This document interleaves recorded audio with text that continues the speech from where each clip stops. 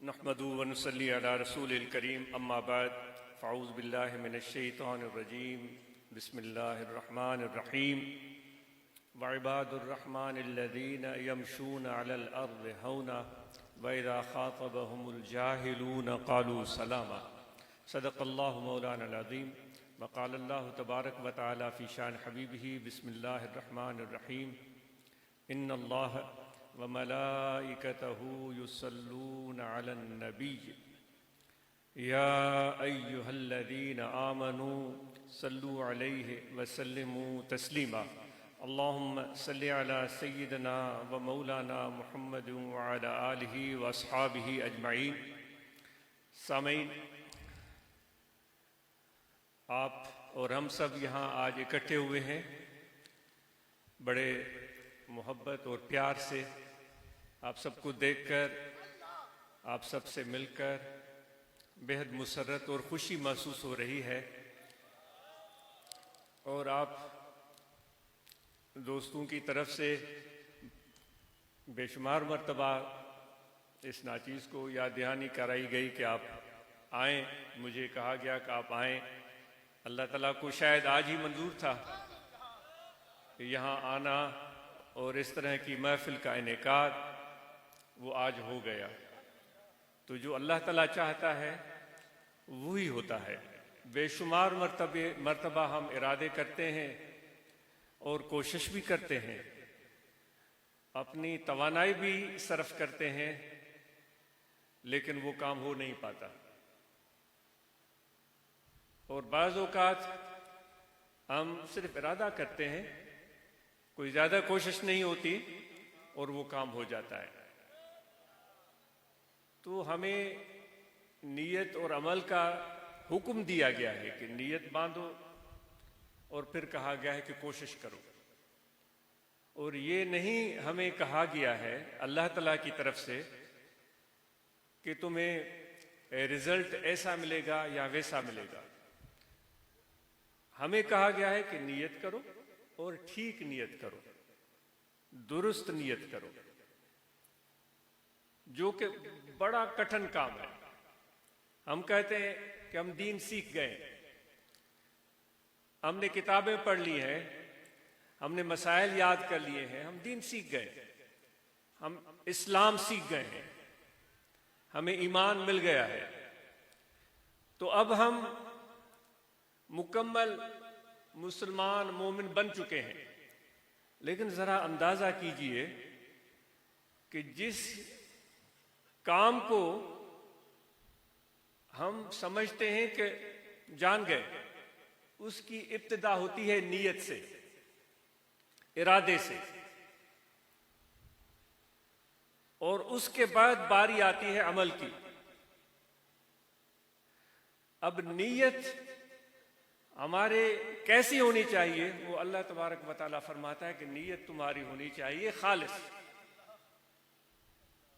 نیت تمہاری ہونی چاہیے درست. اب آپ ہی بتائیں کہ نیت کو درست رکھنا، ٹھیک رکھنا، جس طرح اللہ تعالیٰ چاہتا ہے، کتنا آسان ہے اور کتنا مشکل ہے. عمل کا نمبر بعد میں ہے. اگر ہماری نیت میں کوئی فطور ہے، کوئی خرابی ہے، تو بنیاد اس عمل کا خراب ہو گیا. اسادی کہتا ہے کہ جب دیوار آپ بناتے ہیں تو اس کی پہلی اینٹ رکھی جاتی ہے. اگر وہ پہلی اینٹ سیدھی رکھی جائے بالکل درست، تو پھر اس دیوار کو آپ ستاروں تک لے جائیں، چاند تک لے جائیں، وہ دیوار سیدھی جائے گی. اگر پہلی اینٹ ٹیڑھی رکھی گئی ہے تو اس دیوار کو آپ بناتے جائیں، بھلے آپ اس کو ستاروں تک، سریا تک لے جائیں، وہ دیوار ٹیڑھی جائے گی. کیوں ٹیڑھی جائے گی؟ کیونکہ جو اس کی پہلی اینٹ رکھی گئی، جو اس کا بنیاد رکھا گیا تھا، وہ ٹھیک نہیں تھا، وہ ٹیڑھا تھا. ہم عمل کرتے ہیں، الحمدللہ، یہ اللہ تعالیٰ ہمیں اور توفیق دے. نمازیں پڑھتے ہیں، عبادتیں کرتے ہیں، خیراتیں کرتے ہیں، سخاوتیں کرتے ہیں، شادیاں کرتے ہیں، لیکن اس کے پیچھے ہماری نیت کیا ہوتی ہے؟ اب جو آیت کریمہ، وہ پہلا کام تو یہ ہو گیا. عمل کی باری بعد میں آتی ہے. اور مثال میں نے عرض کی کہ نیت کی مثال اس بنیاد میں رکھے جانے والے پہلے پتھر کی طرح ہے، پہلی اینٹ کی طرح ہے. اور آپ اور ہم یہاں جو اکٹھے ہوئے ہیں وہ اللہ کے لیے اکٹھے ہوئے ہیں. کس کے لیے اکٹھے ہوئے ہیں؟ اللہ تعالیٰ کے لیے. کیوں اکٹھے ہوئے ہیں؟ کوئی تو وجہ ہوگی نا. ہم کیوں کسی کے پاس چل کر جاتے ہیں؟ یا تو اس سے رشتہ داری ہوتی ہے، میرا بھائی ہے، میرا بھانجا ہے، میرا بھتیجا ہے، چچا زاد بھائی ہے. یا تو پھر اس کے ساتھ دوستی ہوتی ہے، میرا بیلی ہے، میرا سانجی ہے، میرا یار ہے. یا تو اس کے ساتھ کوئی مطلب ہوتا ہے، کوئی کام ہوتا ہے. اصل تو یہ چیز ہے. آج بھائی بھی بھائی کے پاس فضول میں نہیں جاتا، وہ اپنے کام کے لیے جاتا ہے. اور حقیقت یہ ہے، شاید ہم نہ مانیں، کوئی بھی ہمارے ساتھ اگر کھڑا ہے، کوئی بھی ہو، وہ ایسے نہیں کھڑا ہے، اس کا کوئی کام ہے. بیٹا ہو باپ کے ساتھ، باپ ہو بیٹے کے ساتھ، بھائی ہو بھائی کے ساتھ، کوئی بھی کسی کے ساتھ کھڑا ہے، ہم اس کو تسلیم نہیں کریں گے. ہم کہیں گے بھائی ہم تو تمہارے سجن ہیں، تمہارے سچے یار ہیں، ہمارا کوئی مطلب نہیں. لیکن یہ تاریخ بتاتی ہے کہ انسان کی فطرت ہی ایسی ہے، بالعموم استثنائی صورتحال ہوتی ہے. کسی کے ساتھ بھی اگر وہ کھڑا ہے، کوئی اس کا اس میں کام ہے. بہرحال دوستی میں جاتے ہیں، رشتہ داری میں جاتے ہیں، کام کی وجہ سے جاتے ہیں. آج ہم خدا کی بارگاہ میں اگر یہاں اکٹھے ہوئے ہیں، کوئی یہاں کوئی اور کام، کوئی نوٹ ووٹ یا کوئی ایسی چیز کی بات نہیں ہو رہی، ہم یہ خدا کے لیے کرتے. تو خدا سے ہمارا کیا رشتہ ہے؟ خدا کے ساتھ ہمارا رشتہ کیا ہے؟ تعلق کیا ہے؟ ایسے تو نام تو ہزاروں بار لاکھوں بار آپ اور ہم سن چکے ہیں کہ بھئی اللہ تعالیٰ ہے، واحد ہے، لا شریک ہے، کوئی اس کا ثانی نہیں، کوئی ہمسر نہیں، وہ واحد ہے، احد ہے، نہ اس کو کسی نے پیدا کیا نہ اس نے کسی کو پیدا کیا. یہ ساری چیزیں سن چکے ہیں. لیکن آج آپ سے سوال ہے کہ آپ کا رشتہ خدا کے ساتھ کیا ہے؟ وہ تو اپنی ذات میں ایک عظیم ذات ہے. آج کا سوال یہ ہے اس محفل کا کہ آپ کا رشتہ خدا کے ساتھ کیا ہے؟ اگر ہم اور آپ نے کوئی چیز سوچی ہوئی ہے دل میں تو آپ بھلے اس پر غور و فکر کریں. چلو ہم دیکھتے ہیں کہ اللہ تعالیٰ کیا کہتا ہے. وہ ہمارے ساتھ کس رشتے کی بات کر رہا ہے. اللہ تعالیٰ ایک تو ہماری طرف سے ہے نا کہ ہم خدا کے ساتھ کیا رشتہ رکھتے ہیں. دوسرا خدا کی طرف سے آ رہا ہے کہ اے انسانوں، میرا رشتہ تمہارے ساتھ کیا ہے. وہ کہتا ہے ہم سب کو کہ تم عباد ہو، یعنی تم میرے بندے ہو، تم میرے بندے ہو. اگر موٹے الفاظ میں بندے کی معنی کی جائے تو یہ ہوگی کہ کوئی ایک انسان کسی کو خرید لے، کہ ایک انسان دوسرے انسان کو خرید لے، وہ اس کی ملکیت بن جائے. سمجھ رہے ہیں؟ پہلے زمانے میں اس طرح انسانوں کا کاروبار ہوتا تھا، لوگ خریدے جاتے تھے اور بیچے جاتے تھے. اس کو کہا جاتا تھا بندہ. یہ فارسی لفظ کے ضمن میں بات کر رہا ہوں. پنجابی میں بندے کی معنی کچھ اور ہو سکتی ہے. میں فارسی کے حوالے سے جس کو عبدیت، تو خدا ہم اور آپ کے ساتھ جو رشتہ بتا رہا ہے کہ تم میرے عبد ہو، یعنی کہ آقا میں ہوں. خدا کیا کہنا چاہ رہا ہے کہ آقا میں ہوں، حاکم میں ہوں، مالک میں ہوں، تم میرے عبد ہو. جب ہم تمہارے عبد ہیں تو پروردگار ہمیں کرنا کیا ہے؟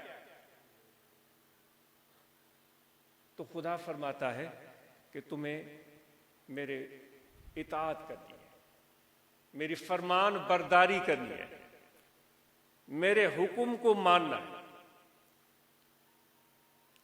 اگر تم میرے ساتھ عبدیت کی دعویٰ کرتے بھی ہو کہ میں اللہ کا بندہ ہوں، ہم سب مسجدیں بھری ہوئی ہیں ماشاءاللہ، عمرے پر بھی ہزاروں لوگ جا رہے ہیں، بلکہ لاکھوں لوگ جا رہے ہیں، پہلے سے زیادہ جا رہے ہیں، اور ہم سب نے تسبیح پکڑی ہوئی ہے، اور ہم سمجھتے ہیں کہ ہم پرہیزگار بھی ہیں، نیکوکار بھی ہیں، نمازی بھی ہیں، حاجی بھی ہیں، حافظ بھی ہیں، سب کچھ سمجھ رہے ہیں، لیکن جو اطاعت ہے اس کی تقاضا کیا ہوتی ہے؟ ہماری کیا نماز، روزہ، حج، زکوٰۃ، عمرہ، اس کے پیچھے ہماری نیت کیا ہے؟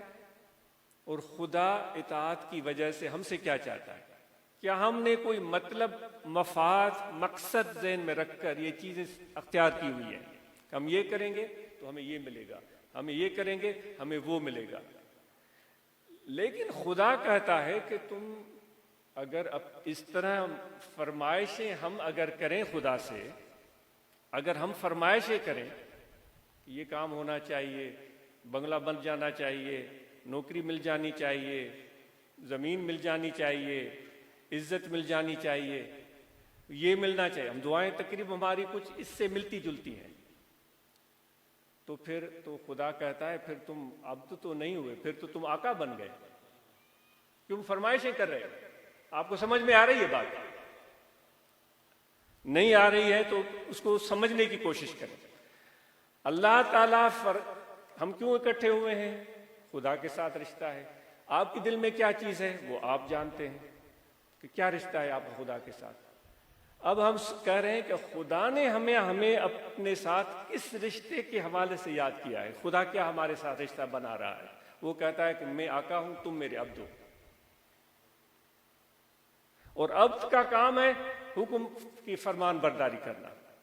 ہم کہہ رہے ہیں کہ اللہ کے بندے ہیں، ہم کہہ رہے ہیں کہ عبد ہیں، لیکن جو ہماری دعائیں ہیں، جو ہماری عبادتیں ہیں، جو ہماری چیزیں ہیں، ان کے پیچھے جو نیت ہمارے ذہن میں ہے وہ اس چیز کو ثابت کرے گی کہ کیا واقعی ہم خدا کے عبد ہیں، یا ظاہری طور پر بندہ عبد ہونے کی دعویٰ کرتے ہیں، اندر میں ہم آقا ہیں۔ یعنی کہ ابھی تک ہم نے اپنی انا کو چھوڑنے کا ارادہ ہی نہیں کیا ہے۔ شیطان کس وجہ سے دربار سے نکالا گیا تھا؟ وہ بھی دعویٰ کرتا تھا کہ میں خدا کے ساتھ میں تمہارا بندہ ہوں، تمہیں سجدہ کرتا ہوں، سنا ہوگا آپ نے، پڑھ لیں، آپ خود پڑھ لیں، میں تمہاری عبادت کرتا ہوں۔ اللہ تعالیٰ نے فرمایا عبادت کرتے ہو تو پھر میرے اس پیغمبر کو سجدہ کرو۔ اس نے کہا یہ نہیں کروں گا کیونکہ میں اس سے بہتر ہوں۔ تو اللہ تعالیٰ نے اس کو اپنے دربار سے نکال دیا کہ تم نکل جاؤ، تم نے میرے حکم کی فرمان برداری نہیں کی، میری اطاعت نہیں کی، میری وہی بات اطاعت کیا، اطاعت نہیں کی، تم نکل جاؤ۔ اور وہ آج تک آپ اور ہم سب اس سے پناہ مانگتے ہیں کہ شیطان سے مولا ہمیں اپنی پناہ میں رکھنا۔ کہتے ہیں نہیں کہتے؟ جب قرآن مجید کی تلاوت شروع کرتے ہیں تو کہتے ہیں شیطان سے ہمیں میرے مولا اپنی پناہ میں رکھنا۔ حاجی جاتے ہیں تو وہ بھی ایک علامتی طور پر ایک پتھر مارتے ہیں، کہتے ہیں کہ یہ وہ شیطان جس نے خدا کے حکم عدولی کی تھی۔ آپ سے اور میں اپنے آپ سے سوال کرتا ہوں، خدا کہہ رہا ہے کہ تم میرے بندے ہو، جو شیطان کو کہا گیا تھا۔ ہم بھی کہہ رہے ہیں کہ ہم خدا کے بندے ہیں، لیکن ہماری نیت کیا کہہ رہی ہے؟ وہ چیز ہمیں اس جگہ پر کھڑا کرے گی کہ ہم کہاں کھڑے ہیں۔ وہ کہتے ہیں ایک شخص تھا، پہلے بھی یہ واقعہ عرض کرتا ہوں، اس لیے دوبارہ عرض کر رہا ہوں کہ جو بات آپ کو عرض کی جا رہی ہے وہ آپ سمجھ سکیں۔ ایک شخص تھا، اس نے ایک غلام، عبد کو غلام سمجھے، شاید پنجابی زبان میں آپ کو دشواری ہو، غلام۔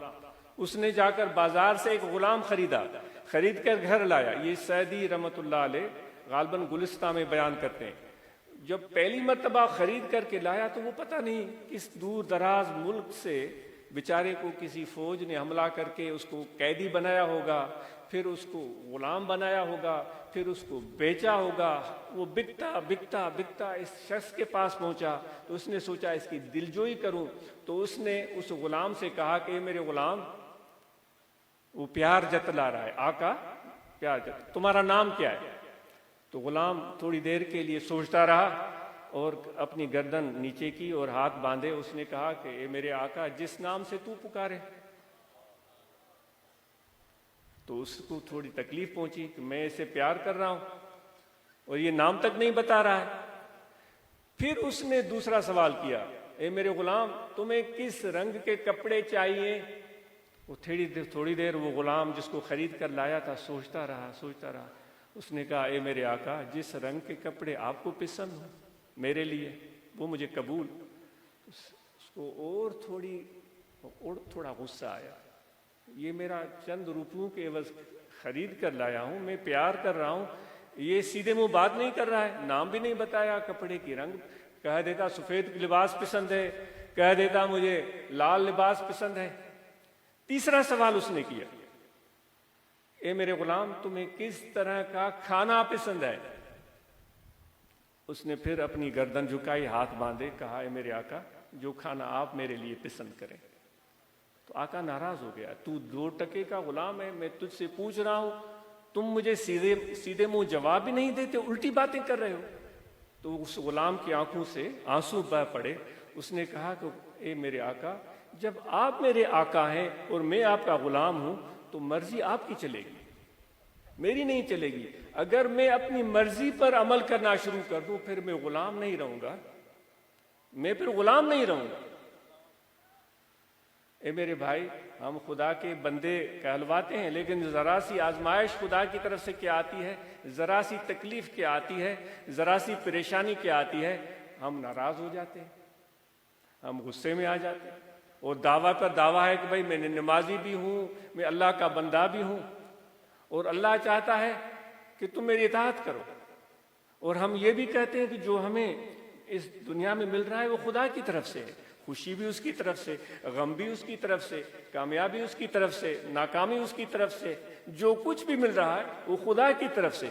اور ہم تو اس کو اپنی جھولی پھیلا کر قبول نہیں کر رہے. ہم کہہ رہے ہیں کہ یہ چیز چاہیے، وہ چیز نہیں چاہیے، یہ ہم لیں گے، وہ نہیں لیں گے. تو میرے دوست، جب خدا جو ہمارے ساتھ رشتہ جوڑ رہا ہے اطاعت کا، اس سے تو ہم کوسوں دور ہیں. تو اس لیے آئیے آج ہم یہ عزم کریں کہ جو خدا نے، اللہ تعالیٰ نے ہمیں اپنی عبد ہونے کا اعزاز بخشا ہے، پھر آگے وہ کہتا ہے، وہ نشانیاں بتاتا ہے، جو میرے جو بندے ہیں وہ سب کے لیے دروازہ کھلا ہے. خدا کی غلامی اختیار کرنے کا سب کے لیے دروازہ کھلا ہے. کون اس دروازے کے اندر داخل ہوتا ہے وہ خوش نصیب ہوگا. پھر خدا کہتا ہے ان کی نشانیاں کیا ہیں، کہ جو اللہ تعالیٰ فرماتا ہے جو میرے عبد ہیں، جو میرے غلام ہیں، ان کے اندر عاجزی ہوتی ہے، ان کے اندر عاجزی ہوتی ہے. جب زمین پر چلتے ہیں تو جھک کر چلتے ہیں، اکڑ کر نہیں چلتے. یمشون علی الارض ہونا، جھک کر چلتے ہیں. اور وَإِذَا خَاطَبَهُمُ الْجَاهِلُونَ، اگر کوئی ان کو برا بھلا کہے، کوئی ان کو گالیاں بکے، کوئی ان کو تکلیف دے، کوئی ان کو پریشانی پہنچائے، تو وہ سلام کر کے گزر جاتے ہیں. ان کے ساتھ وہ لڑائی نہیں کرتے، ان کے ساتھ وہ الجھتے نہیں، ان کی وہ ٹانگ نہیں کھینچتے.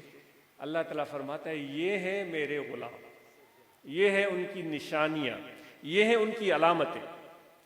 اگر ہم اور آپ یاد رکھیں، یہ چیز اہم ہے، ہم اور آپ خدا کی عبدیت کا توق اپنے گردن میں نہیں ڈالتے.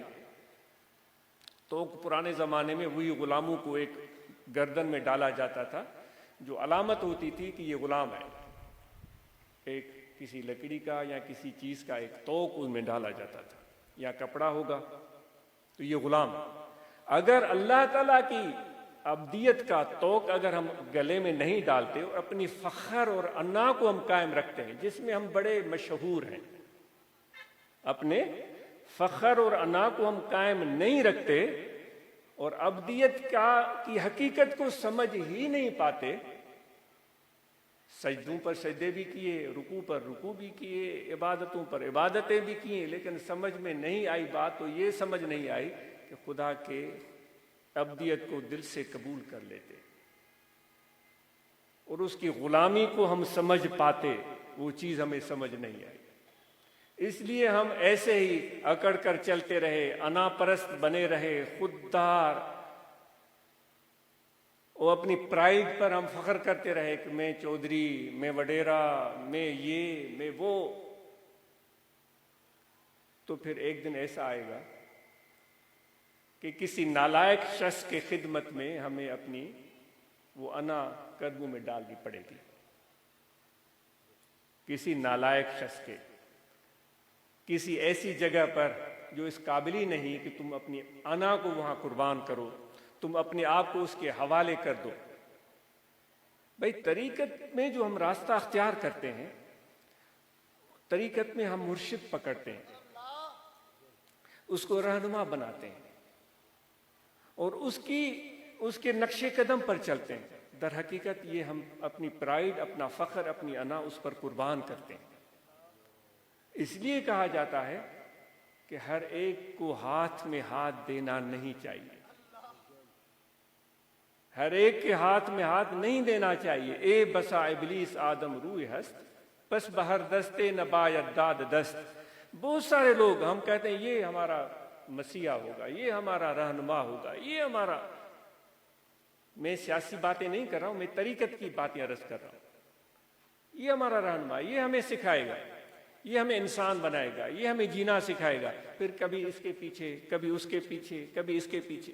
وہ رومی صاحب کہتے ہیں کہ میرے بھائی، انسانی شکل میں بے شمار جاتا ہے، تو حضرت محبوب سبحانی، غوث سمدانی، شیخ عبد القادر جیلانی، جن کا یہ ربیع الثانی مہینہ گزر رہا ہے، ان کے عرس منائے جا رہے ہیں، ہم ان کی تعلیمات کو یاد کرتے ہیں، ان کے ارشادات کو یاد کرتے ہیں۔ وہ بھی یہ فرماتے ہیں، بھائی دیکھو، اگر میرے پاس آ رہے ہو تو پھر خالی ہو کر آ جاؤ۔ ہم خالی ہوتے ہی نہیں۔ خالی کس چیز سے ہو کر آؤ؟ اپنے علم سے، اپنی ذات سے، اپنی دولت سے، اپنے لقب سے، اپنے انا سے، خودداری سے، تکبر سے، ان سب سے خالی ہو کر آؤ۔ بالکل ایک اس بچے کی طرح جو اسکول میں پہلے دن جاتا ہے، اس کے ہاتھ میں ایک تختی ہوتی ہے، اس تختی پر کچھ بھی لکھا ہوا نہیں ہوتا، وہ تختی تمہارا دل ہے۔ تو اس طرح غوث اعظم رضی اللہ تعالیٰ عنہ، اذا دخلت علی فادخل عریانا، آ جاؤ تو پھر خالی ہو کر آ جاؤ، بالکل، جو کہ بہت مشکل ہے۔ کتنے ہوں گے یہاں اتنے سارے لوگ بیٹھے ہوئے ہیں کہ واقعی سب چیزوں سے خالی ہو کر آئے ہوں، یہاں بالکل ایک بچے کی طرح جو پہلے دن اسکول میں جاتا ہے، اس کو وہ کیا کہے گا کہ میں نے میٹرک پاس کیا ہوا ہے، وہ کیا کہے گا میں نے گریجویشن کی ہوئی ہے، وہ کیا کہے گا مجھے لکھنا آتا ہے، وہ کیا کہے گا مجھے پڑھنا آتا ہے، وہ کیا کہے گا کہ میں عالم ہوں، وہ کیا بولے گا میں کہ تقریر کرتا ہوں۔ آپ بتائیں کیا بولے گا؟ کچھ بھی نہیں بولے گا، کیونکہ وہ سیکھنا چاہ رہا ہے۔ وہ سیکھتا وہ ہے جو اپنے اندر سے انانیت کو ختم کر دے، وہ بالکل ایک اپنے آپ کو استاد کے حوالے کرتے ہیں۔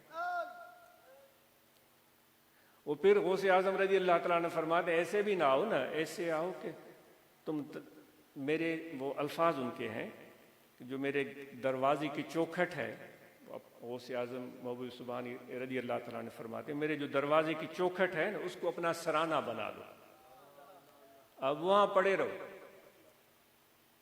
تو یہ طریقت کے حوالے سے گفتگو ہو رہی ہے۔ اگر طریقت کے ذریعے ہم سیکھنا چاہتے ہیں، کچھ بننا چاہتے ہیں، تو اس کے راستے کی بات ہو رہی ہے، پھر اللہ کی اطاعت کی بات ہو رہی تھی اور خدا کے جو مطیع ہیں ان کی بات ہو رہی تھی۔ تو اس بات کو اب طوالت میں لے جانے کے بجائے ختم کرتے ہیں کہ یہاں انسان کا دل ہے، کیونکہ نیت کی بات ہو رہی تھی نا، کہ نیت ہماری کیا ہوتی ہے، اس پر سارے عمل کا مدار ہوتا ہے۔ اور نیت ٹھیک ہوتی ہے تب جب ہمارے دل پاک اور صاف ہو جائے۔ تو یہاں انسان کا دل ہے، اس دل میں آپ توجہ رکھیں، کھڑے بیٹھے لیٹے سوئے جاگے وضو ہو یا نہ ہو، ہر وقت یہ توجہ رہے کہ دل ذکر کر رہا ہے اللہ اللہ اللہ اللہ اللہ اللہ اللہ۔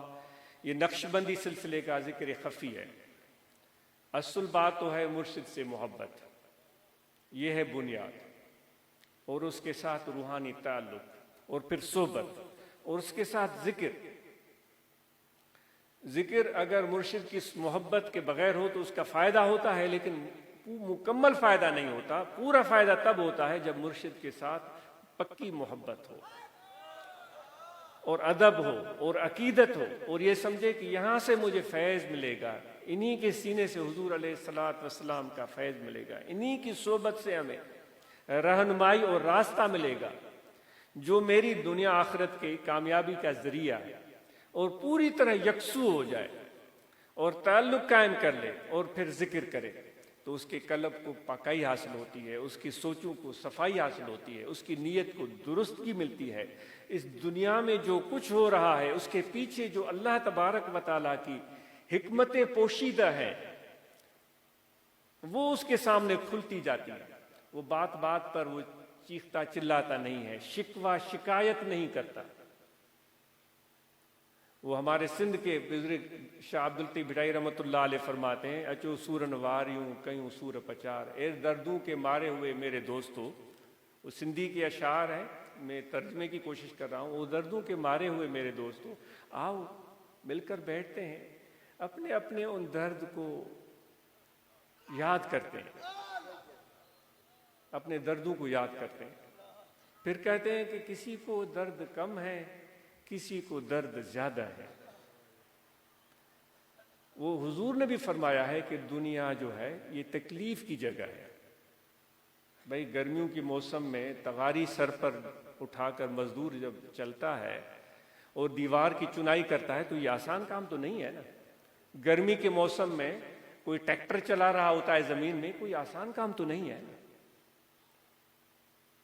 تو وہ کہتے ہیں کسی کو زیادہ ہے کسی کو کم ہے، لیکن درد سے خالی کوئی بھی نہیں ہے۔ آگے پتے کی بات کر رہے ہیں، جو میرے پروردگار نے، میرے آقا نے جو درد دیے ہیں نا، وہ میں جھولی پھیلا کر سارے میں نے لے لیے ہیں۔ یہ ہے اطاعت، یہ ہے اطاعت، یعنی مجھے انکار نہیں ہے ان سے، مجھے ان سے پیار ہے۔ ان دردوں سے مجھے انکار نہیں ہے، مجھے ان دردوں سے پیار ہے۔ کیوں پیار ہے؟ کہ میرے آقا نے دیے ہیں۔ آقا کون ہے؟ اللہ ہے۔ تو اس لیے اپنے دلوں کو کھولنا چاہتے ہو تو محبت لگاؤ، تعلق پیدا کرو اور ذکر کرو، تو اس زندگی کے مقصد اور معنی کو ہم سمجھنے کے قابل ہو سکیں گے، ورنہ تو ایسے ہی آئے، کھایا پیا عیش کیے اور پھر ایک دن دنیا سے رخصت ہو کر چلے گئے۔ اس طرح ان کا نام نشان مٹ گیا جیسے آئے ہی نہیں تھے۔ لیکن جنہوں نے اپنے سینے کو کھولا اور اللہ کو یاد کیا اور نیک لوگوں کے ساتھ رہے اور انہوں نے اچھائی کو اختیار کیا اور خدا کی بندگی کی، وہ دنیا سے رخصت ہوں گے، دنیا ان کو بھولے گی نہیں۔ ان کی خوشبو رہتی دنیا میں قیامت تک آتی رہے گی۔ تو اس لیے وہ خوشبو آپ کے اور میرے اندر ہونی چاہیے، وہ اطاعت کی خوشبو۔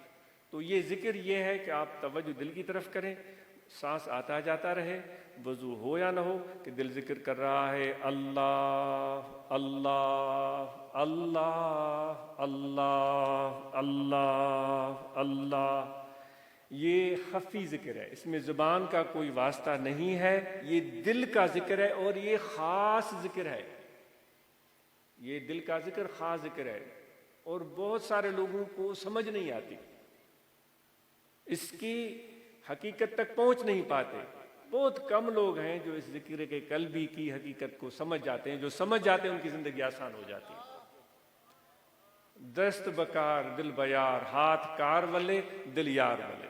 وہ دنیا کے میں دوڑ میں بھی سب سے آگے ہوتے ہیں۔ معیشت ہو، تجارت ہو، کاروبار ہو، علم ہو، سائنس ہو، سیاست ہو، وہ آگے ہوتے ہیں۔ اور اس کے ساتھ ساتھ اپنے اللہ کی یاد میں بھی لگے رہتے ہیں، دونوں کام ایک ساتھ ہو رہے ہوتے ہیں۔